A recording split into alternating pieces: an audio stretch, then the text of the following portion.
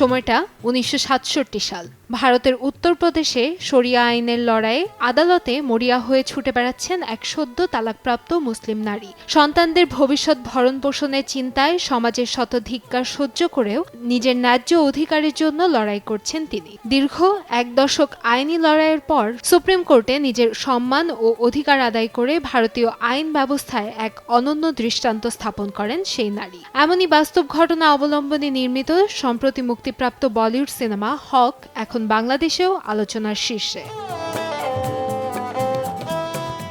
মুক্তির আগেই আইনি বিতর্ক তৈরি হয় সিনেমাটি ঘিরে। বাস্তব গল্পের আসল চরিত্র শাহবানু বেগমের উত্তরাধিকারীরা সিনেমাটির মুক্তি স্থগিত চেয়ে রিট করেন ইন্দোর হাইকোর্টে। তাদের অভিযোগ, শাহবানু বেগমের জীবন কাহিনী চিত্রায়নের ক্ষেত্রে নির্মাতারা কোনো আইনি অনুমোদন বা উত্তরাধিকারীদের সম্মতি নেননি। গত 4 নভেম্বর সেই বিতর্কের অবসান ঘটে। সিনেমাটি সেন্সর বোর্ডে প্রদর্শনের পর বিচারকরা সিনেমাটির আনকাট ভার্সন মুক্তির অনুমতি দেন।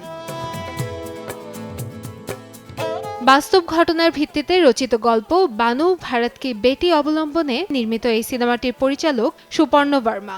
গত 7 নভেম্বর প্রেক্ষাগৃহে মুক্তি পাওয়ার পর সমালোচকদের প্রশংসা কুড়ালেও বক্স অফিসে প্রত্যাশিত সাফল্য পায়নি। তবে সেই চিত্র বদলে যায় 2 জানুয়ারি। স্ট্রিমিং প্ল্যাটফর্মে মুক্তির পর হক এখন বিশ্বের 5টি দেশের শীর্ষে অবস্থান করছে এবং 14টি দেশে রয়েছে শীর্ষ 10-এর তালিকায়। কান্তাময়ী স্নেহা, সময় সংবাদ।